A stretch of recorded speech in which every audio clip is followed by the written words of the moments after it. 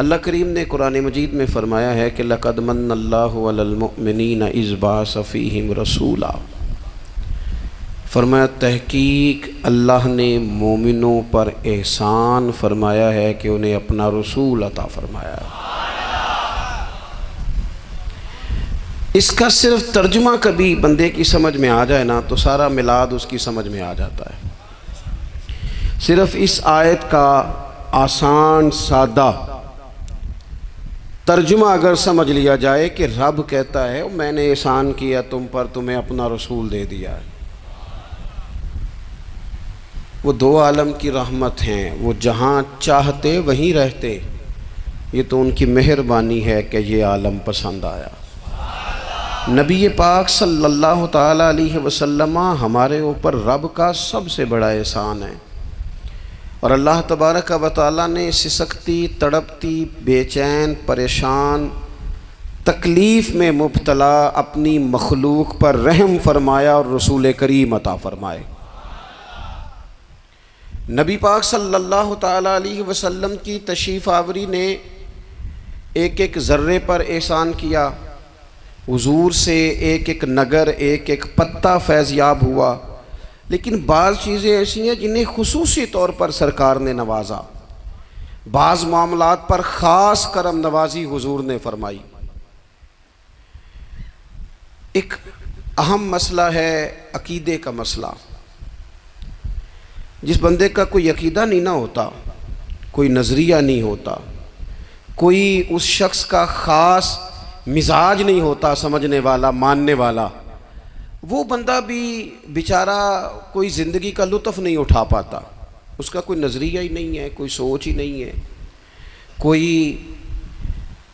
उसकी फ़िक्र ही नहीं है उसने किस तरफ जाना है। अकीदा ना हो बंदे का, यानी दुनिया में माज़ अल्लाह कुछ ऐसे लोग पाए जाते हैं जो सिरे से अल्लाह ताला कोई नहीं मानते। ज़िंदगी कैसे गुजरेगी?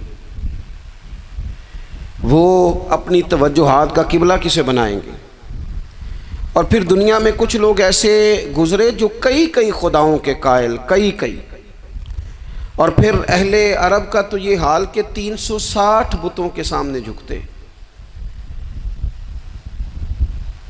मुझे बताइए, जिस बंदे को यही खबर ना हो मेरा खालिक और मालिक कौन है, जिसको यही पता ना हो कि मेरा रिस्क कहाँ से आता है, मैंने मांगना कहाँ से है, जिससे ये ख़बर ही ना हो कि मेरी दुआओं का रुख किस तरफ होना चाहिए, उसकी भी कोई ज़िंदगी है? नबी पाक अलैहिस्सलाम ने सबसे बड़ा एहसान ये फरमाया है कि हमें अकीदा तौहीद सिखाया है। हुजूर ने हमें हर जगह से छुड़ा के रब करीम की बारगाह में सजदा करने का हुक्म दिया है। अरब के लोग जो थे वो बड़ी बड़ी वहम का शिकार थे, बड़ी बड़ी ओहाम परस्ती का शिकार थे। ये आजकल भी वहम बहुत ज़्यादा है नौजवानों में, यानी कोई फ़ैसला पक्का है ही नहीं, कोई पक्की बात ही नहीं करते, ये कर लूँ कि ना करूँ, अगर आप कहते हैं तो कर लेता हूँ, वैसे इसमें फ़लानी कमज़ोरी भी है, और अगर मैंने ना किया तो फ़लाँ मुश्किल भी है। भाई जिस बंदे ने कुव्वत फ़ैसला ही नहीं पाई, उसने इरादा ही पक्का नहीं किया कि उसने किधर जाना है, तो वो सफ़र कैसे करेगा? सफ़र तो उस बंदे का मुकम्मल होता है जो सफ़र शुरू करता है। अरब के लोग भी बड़े बड़े ओहाम परस्ती का कायल थे। वो जब कुर्बानियाँ करते थे तो उनका गोश्त ला के काबे की दीवारों के साथ मला करते थे। ये कबूलियत की अलामत है। सारे कपड़े उतार के काबे का तवाफ़ करते थे। जब एहराम बांध लेते, हज उम्रे का इरादा करते, तो दरवाज़ों से दाखिल नहीं होते थे। वो कहते थे कि दरवाज़े गुनाहगार हैं और हम चूँकि अब नेक काम कर रहे हैं लिहाजा ऊपर से होके आएंगे। रसूल करीम अलैहिस्सलाम ने उन्हें इन सारे वहमों से, सारी परेशानियों से, इन सारी बदशगुनियों से निकाल के कहा अल्लाह तुम्हारा मालिक है, अल्लाह तुम्हारा मुहाफिज है, होगा वो जो रब चाहेगा। ज़रा ज़रा सी बात पे सहम जाना, ज़रा ज़रा सी बात पे डर जाना। हुजूर ने लोगों को कुव्वत फ़ैसला अता की, और इतनी बड़ी कुव्वत फ़ैसला हुजूर ने दी कि कल तक जो फ़ैसला कर नहीं ना पा रहे थे, आज इन्होंने इस तरह के फ़ैसले किए कि अपनी सारी की सारी औलादें लेकर वो मैदानों में खड़े हो गए। वो डट गए कि हमने कुफ्र के मुकाबले में जिहाद करना है। उन्होंने तय कर लिया कि हक क्या है, सच क्या है।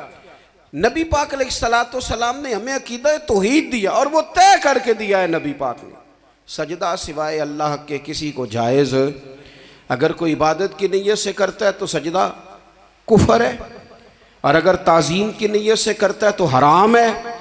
आला हज़रत बरेलवी रहमतुल्लाह अलैह ने 50 के करीब दलाइल किताब सुन्नत से और 100 से ज़्यादा दलाइल फ़िक़्ह और उसूल फ़िक़्ह से बयान फरमाए हैं कि किसी और के लिए ताज़ीमी सजदा भी हराम है। नबी पाक अलैहिस्सलाम तशरीफ़ फरमा थे तो कुछ जानवरों ने आके हुजूर के कदमों पे सजदा किया, पेशे नज़र है वो नौबहार और सजदे को दिल है बेकरार, रोकिए सर को रोकिए यही तो इम्तिहान है। कुछ जानवरों ने जब सजदा किया तो सहाबा अर्ज़ करने लगे, या रसूल अल्लाह सल्लल्लाहु तआला अलैहि वसल्लम हमारा भी दिल करता है।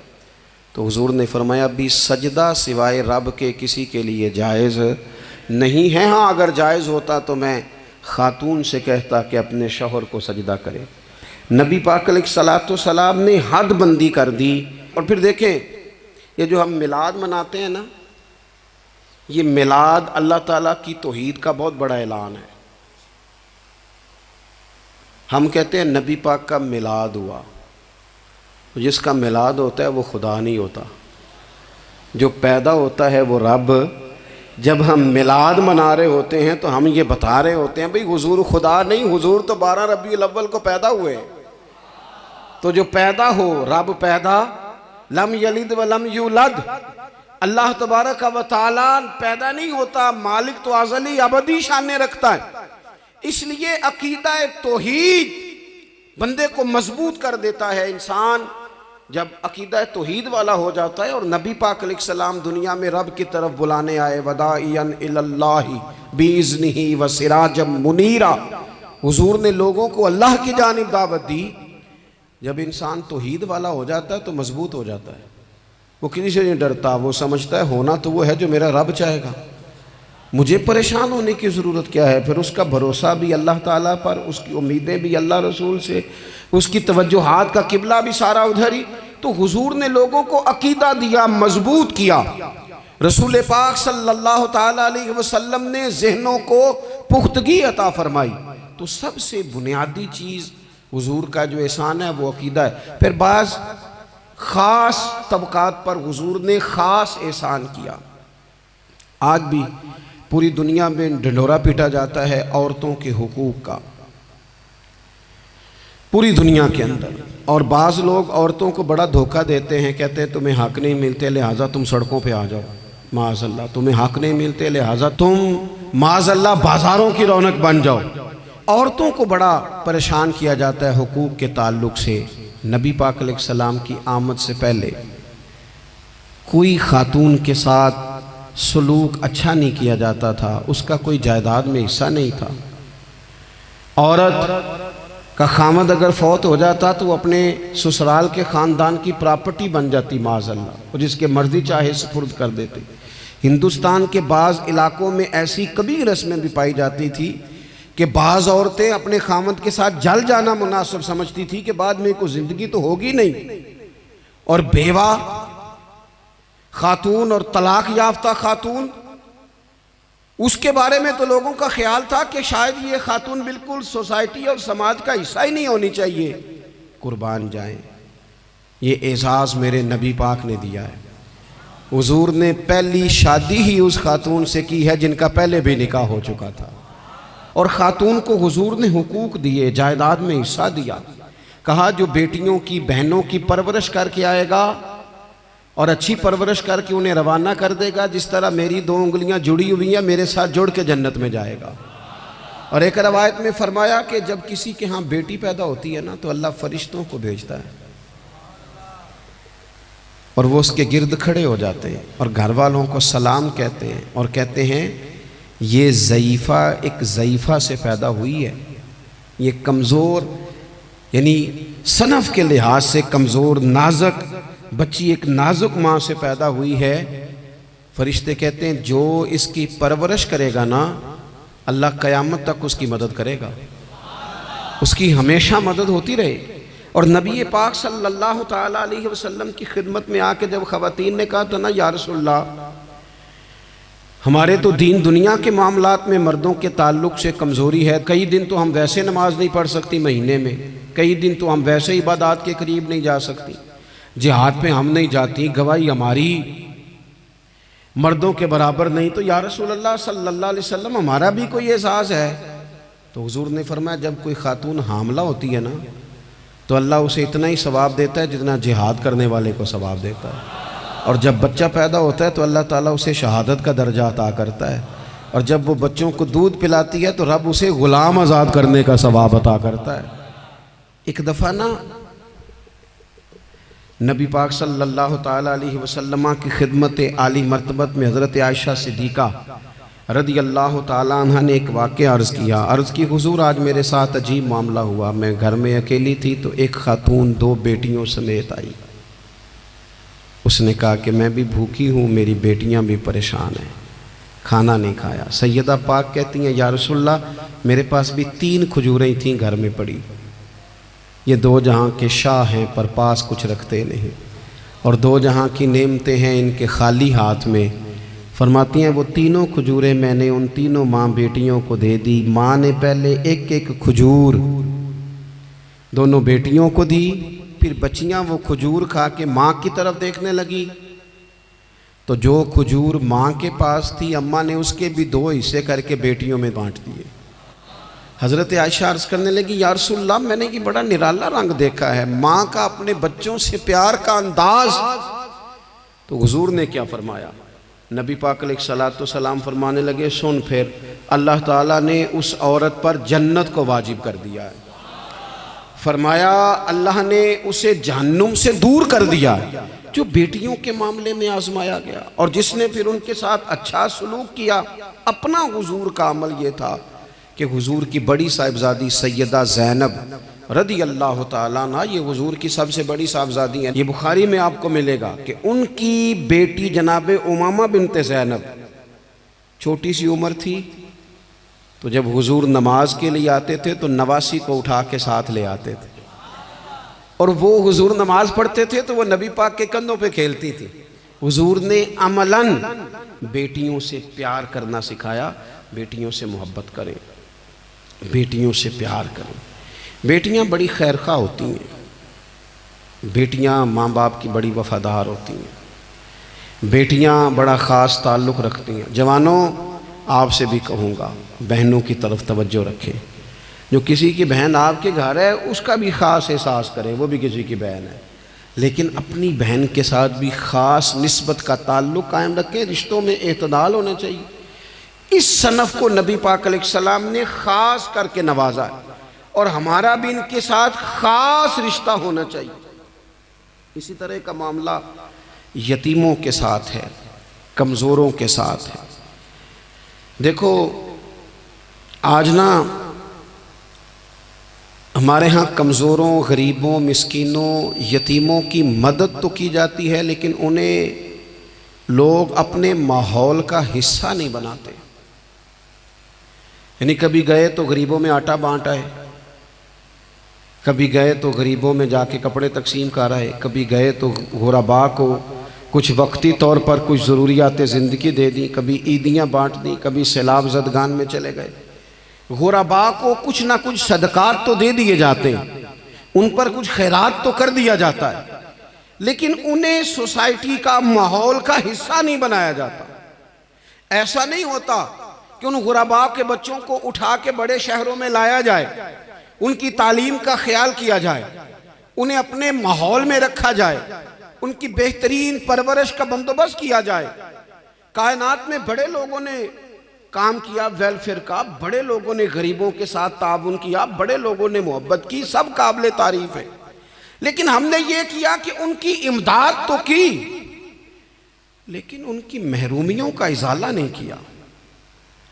और वो इमदाद ले रहे थे तो उनकी पिछली नस्ल भी इमदाद ले रही थी, ये नस्ल भी इमदाद ले रही, और खुदा ना करे कि अगली नस्ल को भी इमदाद लेना पड़े।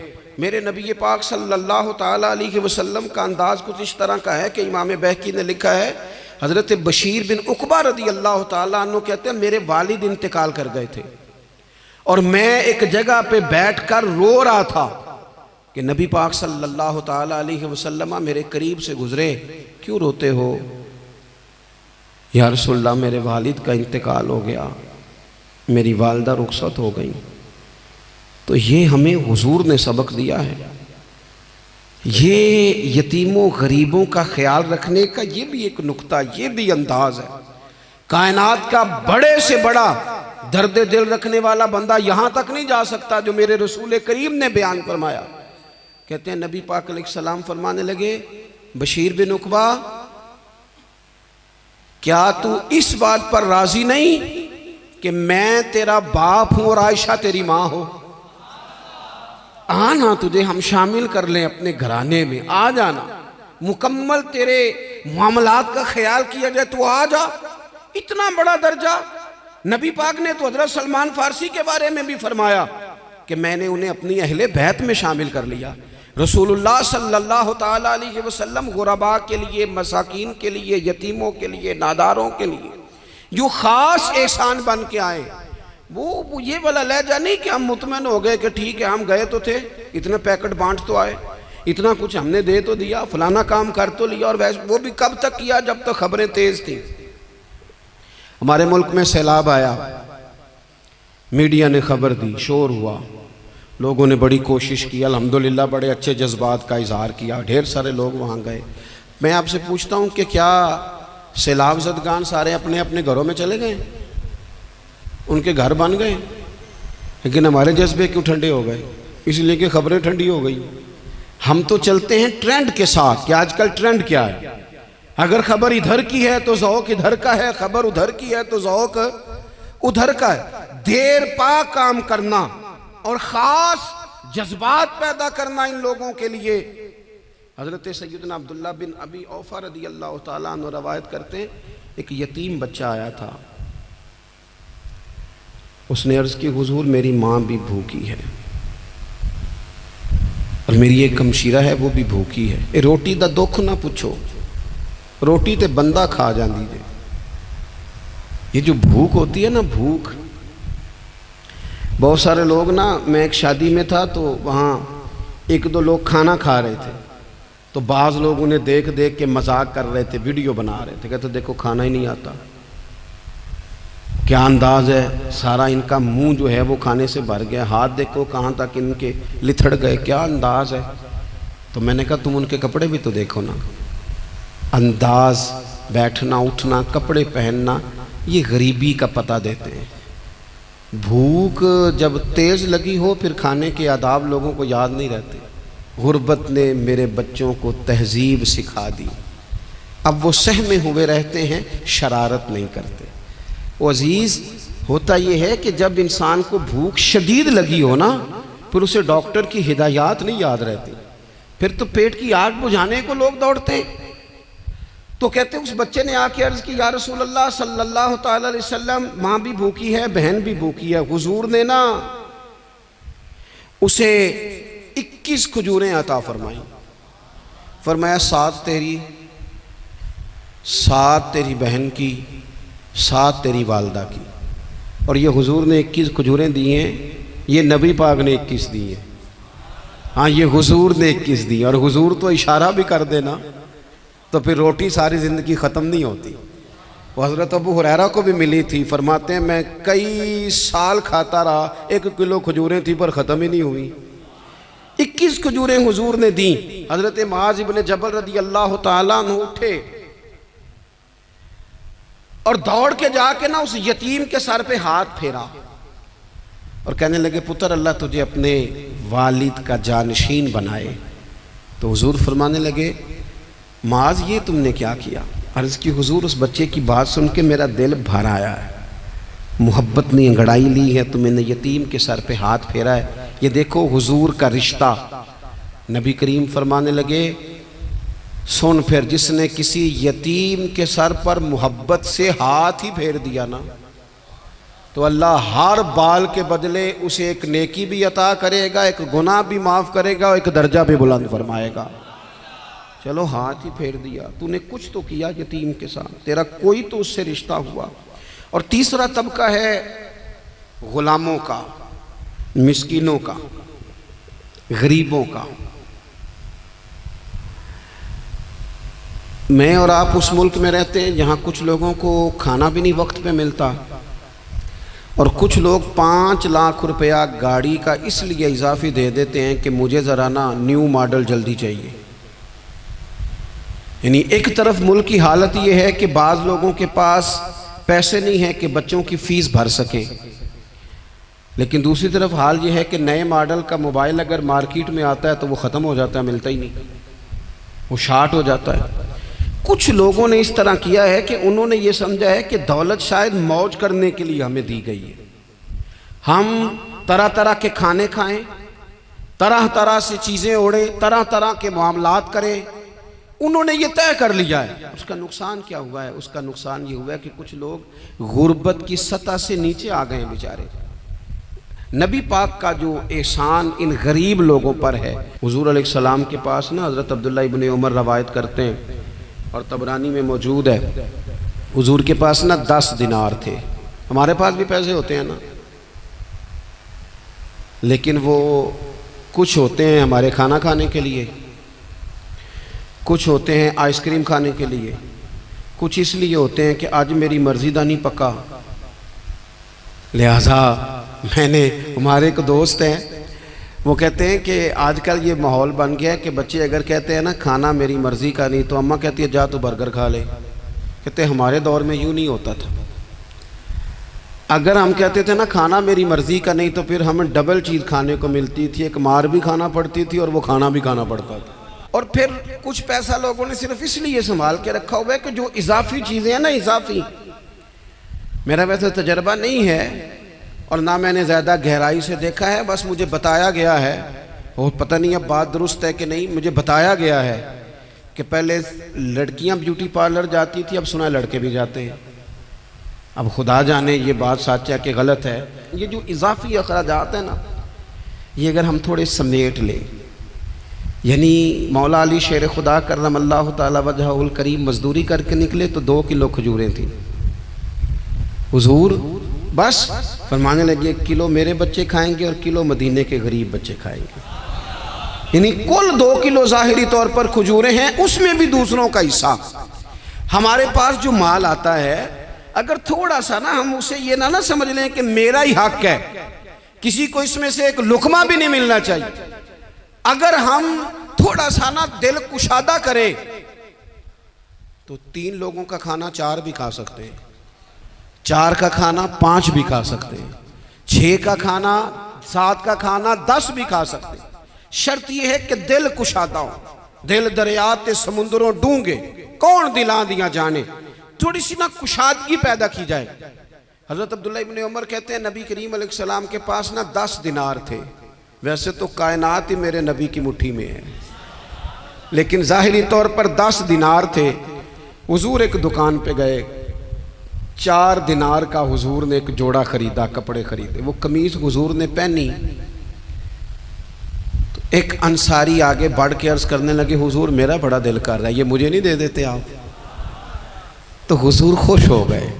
ये मेरे महबूब का दरवाज़ा है कि जब कोई मांगता है तो हुजूर खुश हो जाते हैं। नबी करीम से मांगा उस शख्स ने तो हुजूर खुश हो गए, और महबूब ने वो कुर्ता, वो कपड़े उतार के उस अंसारी को अता कर दिए, और 4 दिनार के और ख़रीद लिए, बाकी बचे 2 दिनार। नबी करीम वो लेके निकले, रुखसत हुए घर जाने के लिए, तो रास्ते में खातून को रोते हुए देखा। हुजूर रुक गए, फरमाया क्यों रो रही हो? अर्ज़ करने लगी या रसूल अल्लाह सल्लल्लाहु तआला अलैहि वसल्लम, मैं फ़लाँ आदमी की कनीज़ हूँ, नौकरानी हूँ, उसने आटा लेने भेजा था 2 दिनार का, वो 2 दिनार गुम हो गए। हुजूर ने 2 दिनार उसे अता कर दिए। वो दिए तो फिर रो रही थी। फरमाया अब क्यों रोती हो? कहने लगी या रसूल अल्लाह डरती हूँ देर बड़ी हो गई या मार ही ना पड़े। तो हुजूर ने फरमाया चल ना, मैं तेरे साथ चलता हूँ। हुजूर उनके घर गए, वो अहले ईमान का घर था जिनकी वो कनीज थी। जाके कहा अस्सलामु अलैकुम, अंदर से जवाब ही नहीं आया। फिर फरमाया अस्सलामु अलैकुम, कोई जवाब ही नहीं आया। महबूब का तरीका मुबारक था 3 दफ़ा दस्तक, फिर वापसी। तीसरी दफ़ा कहा अस्सलामु अलैकुम, तो वो सारे बोल पड़े वालेकुम अस्सलाम या रसूल अल्लाह। हुजूर माँ बाप कुर्बान, तो हुजूर फरमाने लगे मैंने पहले भी 2 दफ़ा सलाम लिया, बोला कोई नहीं। कहा या रसूलल्लाह अपने नसीब थे ना कि हम पे सलामतियाँ भेज कौन रहा है, हमने सोचा ज़रा 3 दफ़ा मिल जाए सलामती, ज़रा मिल जाए ना। हुजूर सलामती भेज रहे हैं तो आती रहे ना। तो महबूब करीम अलैहिस्सलाम फरमाने लगे ये तुम्हारी कनीज़ वहाँ खड़ी रो रही थी, इस बेचारी के 2 दिनार गुम हो गए थे, इसे दोबारा सामान लाते कुछ देर हो गई, इस पर सख्ती ना करना, मारना ना। गुलाम कहने लगे हुजूर इस खातून के कुर्बान जाएं जो हमारे करीम रसूल को हम जैसे गरीबों के घर तक ले आई है, मारना क्या, हम इसे आज़ाद करते हैं, ये आज़ाद है अल्लाह की रिज़ा के लिए। ये देखो ये मेरे नबी पाक का अंदाज है। हुजूर निकले तो जनाब अब्दुल्ला इब्न उमर फरमाते हैं रसूल करीम फरमाने लगे शुक्र है अल्लाह ताला का, 10 दिनार थे, एक अंसारी ने भी कमीज पहन ली, मैंने भी कमीज पहन ली और रब ने कनीज को आज़ाद भी फरमा दिया। ये अंदाज हमें नबी करीम ने दिया है कि हम अपने दौलतों में, अल्लाह की अताओं में गुरबा को, करीबियों को, रिश्तेदारों को, बहन भाइयों को थोड़ा शरीक कर लें ताकि वो जो आसूदगी अल्लाह ने हमें दी है उसमें से दूसरों को भी कुछ नफ़ा मिले। और एक बात आखिर में आपकी खिदमत में ये अर्ज़ करनी है कि जो ज़ेर दस्त लोग होते हैं ना, ग़ुलाम, मुलाज़म, नौकर, आप अपनी ज़िंदगी के मसाइल देख लें। जिन लोगों के पास लाखों आता है, कभी हज़ारों आने लग जाए तो परेशान हो जाते हैं, तो जिनके पास सिर्फ सैकड़ों होते हैं, तो ऐसा तो नहीं कि आप ही टेंशन में हैं और आप ही को गुस्सा आता है। वो बेचारा कभी, नौकर भी तो टेंशन में हो सकता है ना, मुलाजिम को भी तो कभी टेंशन होती है ना, उसके साथ भी तो मसाइल वाबस्ता है ना। हज़रत सैयदना अबू मसूद अंसारी रज़ी अल्लाह ताला अन्हु बयान करते हैं कि मुझे अपने ग़ुलाम पे गुस्सा आया तो मैं उसे मार रहा था, नबी करीम तशरीफ़ ले आए, हुजूर ने एक जुमला कहा तो मैं रो पड़ा। हुजूर फरमाने लगे जितना इख्तियार तुझे इस पर हासिल है ना, इससे कहीं बढ़कर रब को तेरे ऊपर इख्तियार हासिल है, लिहाजा अल्लाह से डर, इसके मामले में अल्लाह से डर। और फिर हुजूर तो सिर्फ ग़ुलाम नहीं, जानवरों के हक़ तक का ख्याल फरमाते। एक जगह तशरीफ़ ले गए तो ऊँट आपके पैरों पे सर रख के रोया, नबी करीम ने उसकी पुश्त पे हाथ फेरा, फरमाया इसके मालिक को बुलाओ ना। जब वो आया तो क्या इरशाद फरमाया, फरमाया तो इसके मामले में अल्लाह से नहीं डरता, इसने शिकायत की है कि तू इसकी ताकत से ज़्यादा बोझ डालता है, चारा और पानी भी वक्त पर नहीं देता। ये हुजूर के एहसानात हैं, हमें इन एहसानात का ख़ास ख्याल रखना चाहिए। और ये जो अय्याम है ईद मिलादुन्नबी के, इन अय्याम में बिलखुसूस हमें गरीबों के साथ, यतीमों के साथ, बेवाओं के साथ, मसाकीन के साथ, लाचारों के साथ इस लिहाज से ज़्यादा मदद करनी चाहिए कि मेरे रसूल पाक इन्हीं के लिए तो ज़्यादा रहमत बन के आए, इन्हीं का तो महबूब ने ख्याल ज़्यादा फरमाया, इन्हीं के बारे में तो हमें तलकीन ज़्यादा फरमाई। वो अपने पराए का गम खाने वाला, मुरादें गरीबों की भर लाने वाला, मुसीबत में गैरों के काम आने वाला, वो नबियों में रहमत लक़ब पाने वाला। तो नबी पाक अलैहिस्सलाम के ग़ुलामों, ये हमें सीखना है, इस पर हमें अमल करना है। अल्लाह करीम की बारगाह में दुआ है अल्लाह हमारी हाज़िरी को कबूल फ़रमाए। आखिर दावा या अनिल हम्दुलिल्लाह।